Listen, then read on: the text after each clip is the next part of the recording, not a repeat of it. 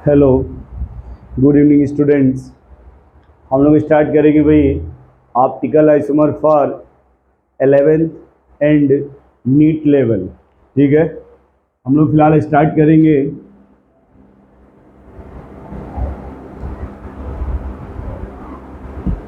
Optical isomer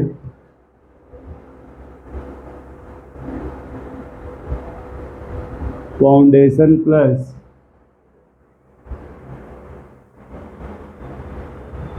NEET, है ना। इन दो लेवल को कवर किया जाएगा ऑप्टिकल आइसोमर में, फाउंडेशन प्लस नीट लेवल, है ना। तो देखो या लिख लेना, same molecular formula, same molecular formula, same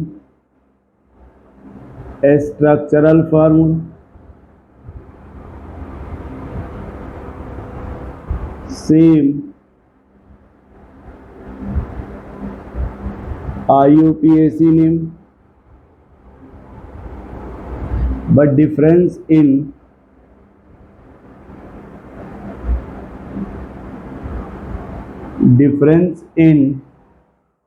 ठीक है, यह लिख सकते हो डिफरेंस बिहेवियर इन, देखो difference behaviour with respect to PPL, with respect to plane polarized light, plane polarized light।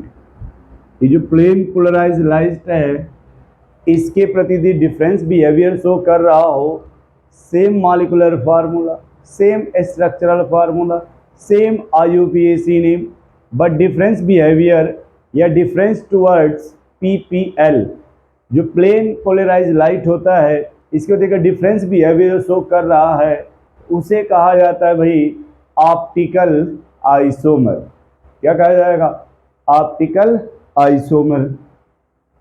बहुत से बच्चे ये सोच रहे हैं कि सर आइसोमर क्या होता है, तो अगर बोल देना, अगर सिर्फ आइसोमर आपको बोलना हो, same molecular formula, same molecular formula but difference property, difference property but difference in property. अगर प्रॉपर्टी डिफरेंस आ रहा है उसी क्या कहते हैं भाई आइसोमर। और अगर ये difference property due to 3D arrangement, 3D arrangement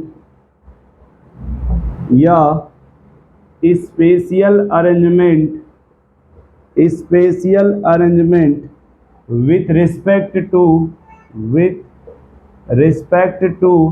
PPL, plane polarised light. यदि प्लेन पोलराइज्ड लाइट के रिगार्डिंग अगर डिफरेंस प्रॉपर्टी शो कर रहा हो तो उसी को बोलते हैं भाई ऑप्टिकल आइसोमर, उसी को कहा जाता है ऑप्टिकल आइसोमर, है ना। अब देखो इस ऑप्टिकल आइसोमर में क्या होता है, ये जो PPL है इसका क्या मतलब होता है, ये जो PPL है इसका क्या मतलब है, तो हम लोग देखेंगे पहले सोर्स ऑफ लाइट, है ना भाई, ये प्लेन पोलराइज्ड लाइट, तो हम देखेंगे सबसे पहले source of light, source of light क्या कि लाइट का सोर्स, क्या लाइट मिलेगा कहाँ से, सोर्स ऑफ लाइट, है ना। तो लाइट का देखो दो सोर्स होता है, एक तो आपका सन हो गया और एक हो गया जो ट्यूब या बल्ब आप देखते हो या जिसको CFL बोलते हो, ठीक है। दो मीडियम होता है लाइट का, या तो कहीं पे जो लाइट आ रही हो सन से आ रही हो, इसको नेचुरल बोलते हैं। सन कैसा होता है भाई? नेचुरल। तो मान लो जो लाइट है जो कहाँ से आ रही हो, सन से आ रही हो, या फिर जो लाइट है वो किसी ऑर्डिनरी सोर्स से आ रही हो। ऑर्डिनरी सोर्स का मतलब जो ह्यूमन के द्वारा बनाया गया हो, जैसे कोई बल्ब हो, कोई CFL हो, ट्यूबलाइट हो, तो उसको बोलते हैं ऑर्डिनरी लाइट। अब देखो जो ऑर्डिनरी लाइट होता है इसका हर डायरेक्शन से मूवमेंट होता है। ये जो लाइट है ये हर डायरेक्शन से मूव करेगा, तो इसका जो रिजल्टेंट होगा वो हर डायरेक्शन में आएगा, और ओवरऑल जो रिजल्टेंट होगा उसका ऑर्डिनरी लाइट का वो 0 हो जाएगा, क्योंकि हर डायरेक्शन में मूव कर रहा है ना ये लाइट, ये हर डायरेक्शन में मूव कर रहा है, या ये किसी ह्यूमन के द्वारा ये बनाई गई है, जैसे बल्ब, CFL, ट्यूबवेल, ये जो भी आप कहते हो, ये इसी कहते हैं ऑर्डिनरी लाइट। इसे क्या कहा जाएगा भाई? Ordinary light. और जो सन है वो नेचुरल है। तो हम फिलहाल बात करते हैं जो ऑर्डिनरी लाइट है, ये लाइट ऑल डायरेक्शन से मूव करती है, ऑल डायरेक्शंस में मूव करती है, और जब सभी डायरेक्शन मूव करेगा तो जिसका रिजल्टेंट आएगा वो 0 आएगा। तो उस लाइट का कोई भी इफेक्ट नहीं समझ में आएगा, या उस लाइट की कोई भी मीनिंग नहीं समझ में आएगी। तो देखो क्या किया जाएगा, इस ऑर्डिनरी लाइट को निकोल प्रिज्म से पास कराया जाता है। ये जो ऑर्डिनरी लाइट है उसे निकोल प्रिज्म से पास कराया जाता है, ठीक है, उसे कहते हैं निकोल प्रिज्म, निकोल प्रिज्म, ठीक है। ये जो निकोल प्रिज्म होता है ये COCO3 का बना होता है, और ये देखो जो COCO3 होता है इसका नाम थोड़ा अलग होता है, क्योंकि एम्स में पूछा गया है। इसको बोलते हैं कैल्साइट बोलेंगे, इसे क्या बोला जाएगा? कैल्साइट। ये जो CaCO3 है ये एम्स में पूछा गया है कि जो ये होता है किसका बना होता है निकोल प्रिज्म, तो ये CaCO3 का फार्मूला होता है, लेकिन इसे कैल्साइट बोला जाएगा। क्या बोला जाएगा? कैल्साइट। जब इसको निकोल प्रिज्म से पास कराएगा तो कराने के बाद ये देखा गया कि जो लाइट हर डायरेक्शन से मूव कर रही थी, ये लाइट एक डायरेक्शन में मूव करने लगी, ये लाइट एक डायरेक्शन में या एक प्लेन में मूव करने लगी, तो इसी को नाम दिया गया PPL। इसी का नाम हो गया प्लेन पोलराइज्ड लाइट। इसका नाम क्या दिया गया भाई? Plane polarised light. अब ये लाइट देखो सिर्फ एक ही प्लेन में मूव कर रहा है, इसका डायरेक्शन फिक्स हो गया, जबकि ये हर डायरेक्शन मूव करता था। जब हर डायरेक्शन मूव करता था तो इसका जो रिजल्टेंट था वो 0 था। तो इस लाइट से कोई इफेक्ट नहीं समझ में आता था, इस लाइट का मीनिंग क्या हो रहा है। तो क्या किया गया, उसको निकोल प्रिज्म से, ठीक है, निकोल प्रिज्म से पास कराया गया। जो निकोल प्रिज्म होता है कैल्साइट का बना होता है, उससे जब पास कराया गया तो लाइट एक डायरेक्शन मूव करने लगा, इसी बोला गया प्लेन पोलराइज लाइट। यानी यहाँ पे ये जो मूव हो रहा है, मूव इन वन डायरेक्शन, यानी यहाँ जो लाइट है जो मूव कर रही है वो एक डायरेक्शन में मूव कर रही है, मूव इन वन डायरेक्शन, ठीक है। ये लाइट जो है ये एक डायरेक्शन में मूव कर रही है। उसके बाद क्या किया गया कि जब लाइट हमारी फिक्स हो गई, एक डायरेक्शन मूव होने लगा, अब इस लाइट को फिर बाहर लाया गया। तो देखो क्या किया गया, ये लाइट था PPL। इस लाइट के सामने जो है एक ऑर्गेनिक कंपाउंड रखा गया है, यहाँ पे इस तरह का, यहाँ पे ऑर्गेनिक कंपाउंड रखा गया, ठीक है। ये जो ऑर्गेनिक कंपाउंड था, इसी ऑर्गेनिक कंपाउंड से इस लाइट को पास कराया गया। तो देखा गया, अब चेक किसको करना था? इसी ऑर्गेनिक कंपाउंड को। हमें यहाँ जो चेक करना था वो इसी ऑर्गेनिक कंपाउंड को चेक करना था कि आखिर ये जो ऑर्गेनिक कंपाउंड है वो इस PPL के डायरेक्शंस में या इसके रोटेशंस में कोई इफेक्ट डालता है या फिर कोई इफेक्ट नहीं डालता, यानी उससे कोई इफेक्ट पड़ेगा या उसका कोई इफेक्ट नहीं पड़ेगा। तो ये देखा गया कि जब उस लाइट से पास कराया गया, ठीक है, तो ये ऑर्गेनिक कंपाउंड का देखो मेन इसी बिहेवियर था कि ये जो ऑर्गेनिक कंपाउंड है वो इसके साथ कैसा बिहेवियर करेगा। ये हुआ कि हो सकता है कि जो ऑर्गेनिक कंपाउंड है उस PPL को कोई चेंजिंग ना करे, कहा गया नो चेंज, फिर उसके डायरेक्शन में कोई चेंज नहीं हुआ, या फिर हो सकता है नो चेंज या कहोगे नो रोटेशन, नो रोटेशन, या तो उसमें कोई चेंज ना हो या फिर उसके डायरेक्शन में चेंज हो जाए। उसके डायरेक्शन क्या हो जाए भाई, चेंज हो जाए, या उसी कह सकते हैं रोटेशन हो जाए। जो पीपीएल हो क्या हो जाए, चेंज हो जाए। तो चेंज होगा तो उसमें दो पॉसिबिलिटी थी कि जो ऐसे पीपीएल है जो इस प्लेन में है वो या तो इधर मूव कर जाए ऐसे, या फिर जो पीपीएल है वो कुछ ऐसे मूव कर जाए, इधर मूव कर जाए। इस तरह कुछ रिजल्टेंट लाया गया। कहा गया या तो ये जो लाइट हो चेंज होगा, तो या तो वो क्लॉकवाइज में चेंज होगा या फिर एंटी क्लॉकवाइज में चेंज हो जाएगा। इसी क्लॉकवाइज को प्लस डी बोलते थे, डी या प्लस बोलते हैं। एंटी क्लॉकवाइज को यल या माइनस बोलते हैं। डी का मतलब होता है डेक्स्ट्रो रोटेटरी। थोड़ा इसको ऊपर बना लें, यहाँ पे इसमें कोई चेंज नहीं ना हो रहा है, इसको ऐसे ऊपर बना लीजिए। ये जो या लाइट या तो क्लॉकवाइज रोटेशन हो जाएगा, उसी क्लॉकवाइज को डी बोलते हैं। डी मतलब होता है dextro rotatory, dextro rotatory, rotatory, या फिर लीवो रोटेटरी, लीवो रोटेटरी,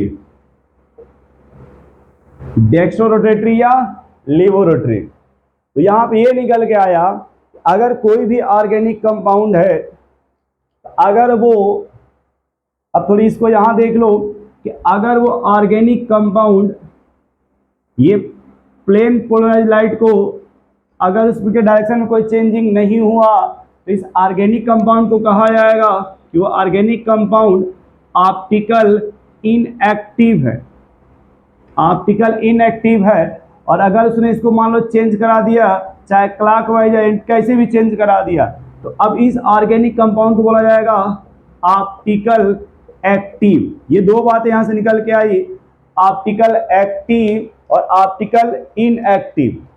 जो ऑर्गेनिक कंपाउंड है वो या तो ऑप्टिकल इनएक्टिव होगा या ऑप्टिकल एक्टिव होगा।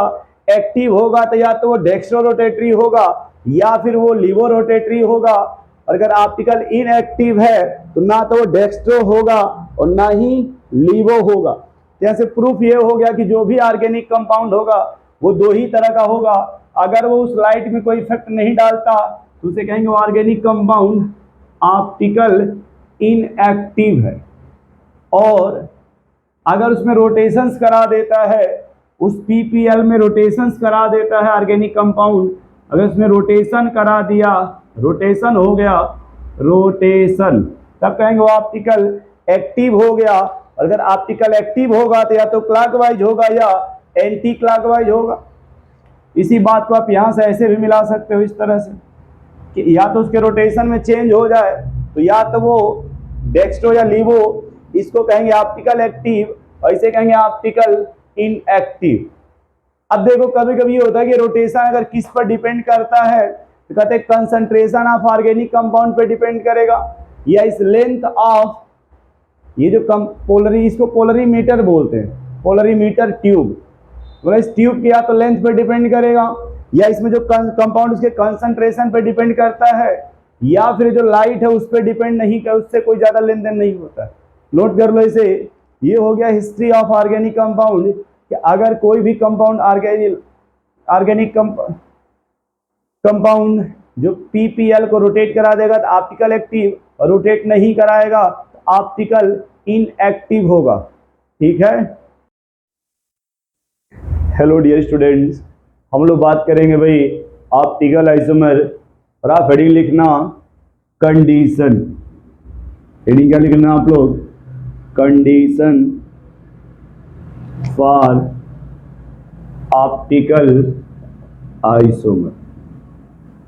क्या बात करेंगे भाई, कंडीशंस का। ठीक है कि भाई कौन सी कंडीशंस है जिससे हमारा मॉलिक्यूल ऑप्टिकल शो करेगा। तो पहला कंडीशंस लिखना, पहला कंडीशन लिख लो भाई, कंपाउंड शुड बी अनसिमेट्रिकल। जो भी कंपाउंड है, compound should be unsymmetrical, should be unsymmetrical. Compound कैसा होना चाहिए, अनसिमेट्रिकल होना चाहिए। देन इट इज अगर अनसिमेट्रिकल है then it is optical active, तब वो क्या होगा, एक्टिव होगा। दूसरा कंडीशन है कि जो भी कंपाउंड होना चाहिए, ठीक है, लिखिएगा कंपाउंड इज, दूसरा कंडीशन है compound is non super impossible, non super impossible and mirror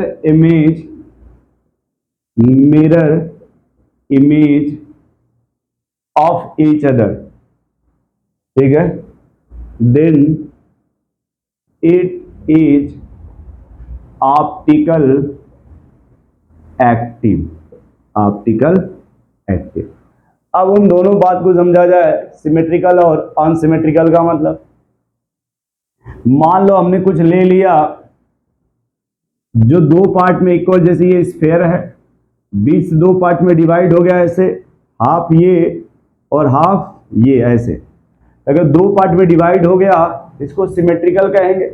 लेकिन अगर मान लो यही कुछ पार्टिकल ऐसे हो, इस तरह से, थोड़ा ऐसे हो, पैरामीशियम की तरह हो, थोड़ा कैसा हो भाई, मान लो इस तरह से कुछ ऐसा हो, ठीक है, और ये दो पार्ट में अगर हम डिवाइड करें, ये कुछ ऐसे डिवाइड हो जिसे ये अक्कल डिवाइड ना हो, इसे कहेंगे सर ये सिमेट्रिकल हो गया, ये सिमेट्रिकल हो गया, और ये अनसिमेट्रिकल है, दोनों पार्ट अलग अलग है ना, ये इसे कहेंगे ये अनसिमेट्रिकल है, ये अनसिमेट्रिकल है।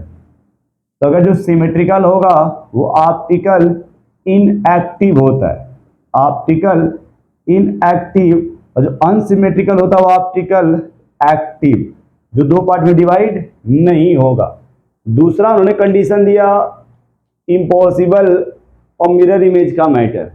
इम्पॉसिबल ये समझ गए, सिमेट्रिकल अनसिमेट्रिकल, कि जिसको डिवाइड किया जो दो भाग में डिवाइड हो जाए वो सिमेट्रिकल होगा, और दो भाग में डिवाइड ना हो वो अनसिमेट्रिकल होगा। जो अनसिमेट्रिकल होगा वो ऑप्टिकल एक्टिव हो जाएगा। अब मान लो जैसे ये ए लिखा हुआ है, यहां पे एक मिरर लगा दिया जाए तो मिरर में ऐसे ए दिखेगा, तो जब ए दिखेगा बीच से अगर डिवाइड करेंगे, देखो इक्वल डिवाइड होगा दोनों। अगर इस वाले को ला करके इस पर रखोगे, एक और बना लो, मान लो ये है P, यहां मिरर इमेज लगा दिया जाए, ये कुछ ऐसे बनेगा। अब समझना, नॉन सुपर इम्पोज का मतलब, ये अगर हम इसको ऐसे लेकर के आ रहे हैं, ऐसे जला के यहां रखोगे तो इस पर ढकना नहीं चाहिए। मतलब ऐसे समझ लो इसका मुंह इसके तरफ है ना, तो इसको ऐसे ही पकड़ के इसे लेके आओगे ऐसे फैन की तरह, तो यहां रखोगे तो इसका मुंह इधर ही आएगा, इस वाले का मुंह क्या उधर की तरफ, दोनों का माउथ अपोजिट है ना, ये तो इसको कहेंगे ये नॉन सुपर इम्पोसिबल है। ये क्या है, non super impossible, non super impossible and mirror image, ये एक दूसरे का मिरर इमेज है, mirror image of each other, एक दूसरे क्या होना चाहिए, मिरर इमेज, और आपस में सुपर इम्पोज नहीं होना चाहिए। सुपर इम्पोज का मतलब कि अगर इसको ऐसे ही लाके इस पर रखा जाए तो ढके एक दूसरे को नहीं, तो इसको ये बोलते हैं। इसको अगर ऐसे पकड़ के लाओगे इसी तरह से, एक को जब यहाँ रखोगे तो ढक लेगा इसको, तो ये ऊपर वाले कहेंगे सुपर मिरर, सुपर इम्पोसिबल है। क्या ये सुपर इम्पोसिबल है, और मिरर इमेज भी है, मिरर इमेज भी है। तो देखो मिरर इमेज दोनों में कॉमन है, लेकिन पहला वाला सुपर इम्पॉसिबल है और दूसरा वाला नॉन सुपर इम्पॉसिबल है, तो ये वाला ऑप्टिकल इनएक्टिव होगा, इनएक्टिव, और ये वाला ऑप्टिकल एक्टिव होगा। तो अगर ऑप्टिकल एक्टिव के लिए मॉलिक्यूल कैसा होना चाहिए, अनसिमेट्रिकल। देखो इस बात को अगर मान लो मैं कुछ ऐसे समझो यार, यहाँ पे अगर तुम लोग थोड़ा सा अगर समझ पाओ तो अच्छी बात है। जैसे ये देखो पेन है, ठीक है, या ये भी मान लो एक पेन है, इसका इधर कैप है, ये देख लो, ये कैप। मान लो इसमें देखोगे समझ पाओगे तो ठीक है। यार रुको, एक और पेन अभी थी मेरे पास जिसके थ्रू हम दिखा सकते हैं और अच्छे से तुम लोगों को। चलो यही देख लो, अभी तो यही मिल रही है। चलो देखो, ये कैप है ना ये, तो मान लो अगर ये कैप इधर ऐसे है, यानी ये वाला एरिया देखो, ये वाला इधर के तरफ है, और जब मिरर इमेज बनाएंगे तो इधर हो जाएगा, उधर के तरफ ये चला गया, ये वाला वर्सन, ये वाला। अब कह रहा है कि अगर तुम इसको ऐसे इधर लेके आओगे, जब तो लेके आओगे तो उधर वाले का देखो इधर मुंह है और इसका इधर होगा, तो ये एक दूसरे को सुपर इम्पोज नहीं करेगा। ये देखो, ये वाला एरिया और ये वाला देखो ऐसे एक दूसरे के सामने है, लेकिन जब ऐसे ला रहे थे दोनों का अपोजिट हो रहा है ना, इसी कहते हैं मिरर इमेज तो है, लेकिन सुपर इम्पोज नहीं कर रहा है, यानी एक दूसरे को ढक नहीं रहा है। जब एक दूसरे को नहीं ढकेगा तो इसी कहेंगे सर ये आपस में मिरर इमेज तो है लेकिन सुपर इम्पोज नहीं हो रहा है। और जो सुपर इम्पोज नहीं होगा तो उसका मतलब ये हो गया कि वो ऑप्टिकल एक्टिव होगा, और अगर वो सुपर इम्पोज हो जाता फिर ऑप्टिकल एक्टिव नहीं होता। तो हम लोग इसको टॉपिक को जब आगे बढ़ाएंगे थोड़ा इसी में, तो बात की जाएगी सिमेट्री की। किसकी बात की जाएगी? सिमेट्री की। भाई अगर कोई कंपाउंड अनसिमेट्रिकल होगा तो हम पहले ये तो जान जाए सिमेट्रिकल क्या होता है। हम क्या जान जाए भाई? सिमेट्रिकल क्या होता है, ठीक है। क्योंकि अगर हमको सिमेट्री ही नहीं पता चल पाएगा तो हम अनसिमेट्रिकल कैसे डिसाइड करेंगे बताओ, ठीक है। तो देखो, अब हम यहां थोड़ी सी बात करेंगे कुछ सिमेट्री के बारे में। सिमेट्री का मतलब होता है कि हम किसी ऐसे तरीके से उसको डिवाइड करें दो भाग में, ठीक है, जिसमें इक्वल डिवाइड हो जाए, उसको सिमेट्री कहते हैं। और अगर दो भाग में डिवाइड नहीं हो रहा है तो उसे अनसिमेट्री कहते हैं, ठीक है। उसे क्या कहते हैं भाई? अनसिमेट्री। जैसे मान लो आपसे पूछा गया मेथेन CH चारों हाइड्रोजन है, ठीक है, और एक बना लो यहीं पे जिसमें चारों अलग अलग कर लो, जैसे H D T CH3 ऐसे। तो देखो अब सब इसमें अलग अलग हो गया, समझना इस बात को। ये चारों एक तरह का है ना, इसको कहते हैं सिमेट्रिकल है। ये क्या है? सिमेट्रिकल। क्योंकि जब कहीं से बीच से अगर डिवाइड करोगे ये दो पार्ट में डिवाइड हो जाएगा, और इसको अगर कहीं से भी डिवाइड करोगे ये दो पार्ट में डिवाइड नहीं होगा, क्योंकि ये अलग, ये अलग, ये अलग, ये अलग, चारों अलग अलग है ना, तो कभी ये डिवाइड नहीं होता। ऊपर वाले को कहेंगे कि सिमेट्रिकल है। क्या है? सिमेट्रिकल है, ठीक है। अगर तुम्हें मिरर इमेज ही बनाओगे, बना के देख लो एक बार, तो भी सेम ऐसा ही बनेगा। वो भी मिरर इमेज कुछ ऐसे ही बनेगा। यहां जब मिरर इमेज बनाओगे देखो D इधर आएगा, CH3 इधर आएगा, ये वहीं रहेगा, ये भी यहीं रहेगा। तो यहां पे देखोगे, देखो मिरर इमेज का मतलब होता है यहां से जितने डिस्टेंस पे D इधर है उतने डिस्टेंस पे इधर होना चाहिए, यहां से जितना डिस्टेंस C इधर होगा उतने C इधर होना चाहिए, यहां से जितना दूर मिथाइल इधर होगा उतने ही दूर पे इधर होना चाहिए।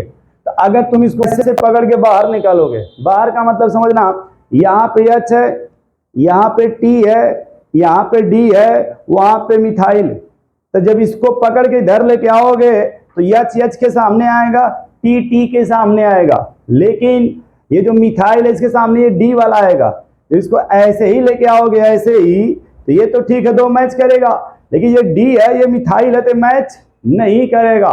और ऊपर वाले को लेके आओगे ऐसे ही पकड़ के, अगर ये तुम ऊपर वाले को ऐसे ही पकड़ के ला रहे हो, जब इसको पकड़ के लाओगे इसके सामने, देखो ये भी सामने है और ये दोनों ये भी सामने आ जाएंगे, कहेंगे सर ये मिरर इमेज है, मिरर इमेज है। इसको भी कहेंगे ये भी मिरर इमेज है। ये दोनों में कॉमन हो गए, दोनों मिरर इमेज हो गए। लेकिन ये वाला नॉन सुपर इम्पॉसिबल है, नॉन सुपर इम्पॉसिबल है, और ये वाला सुपर इम्पॉसिबल है, यानी एक दूसरे पे ये मैच कर रहा है तो उसको सुपर इम्पॉसिबल बोलते हैं। पहला। दूसरा पॉइंट, ये सिमेट्रिकल है। ये कैसा है? सिमेट्रिकल। और ये वाला अनसिमेट्रिकल है। ये क्या है? अनसिमेट्रिकल। क्यों? क्योंकि इसमें चारों ग्रुप अलग अलग है। ये देखो ऊपर वाला सिमेट्रिकल है, ये क्या है आपका सिमेट्रिकल है, सॉरी ये सिमेट्रिकल है, ये हो जाएगा ऑप्टिकल इनएक्टिव, ऑप्टिकल इनएक्टिव, और ये हो जाएगा ऑप्टिकल एक्टिव। तो हमको यही पढ़ना भाई, ऑप्टिकल एक्टिव, है ना। तो ये आप कह सकते हो कि अगर ऑप्टिकल एक्टिव होगा, क्या होगा ऑप्टिकल एक्टिव, तो उसके लिए अनसिमेट्रिकल होना चाहिए, क्या होना चाहिए अनसिमेट्रिकल। और अगर ऑप्टिकल इनएक्टिव है, इनएक्टिव, इसके लिए सिमेट्रिकल होना चाहिए। तरीका लगा सकते हो मोबाइल वाला, या तो सीम है या सीम नहीं है, सीम है या सीम नहीं है, ठीक है, एन सीम, तो ये हो जाएगा सीम। सीम का मतलब समझ लेना यहाँ पे, एन सीम और सीम का क्या मतलब है। अगर वो सिमेट्रिकल है तो ऑप्टिकल इनएक्टिव होगा, ठीक है, और अगर वो अनसिमेट्रिकल है तो ऑप्टिकल एक्टिव हो जाएगा, ठीक है। खैर इतना छोड़ो, बस इतना ही पढ़ो कि अगर ऑप्टिकल एक्टिव के लिए क्या होना चाहिए अनसिमेट्रिकल, और ऑप्टिकल इनएक्टिव के लिए क्या होना चाहिए सिमेट्रिकल, ठीक है। तो हम लोग हेडिंग लिखेंगे type of symmetry, type of symmetry, heading लिखो टाइप ऑफ सिमेट्री।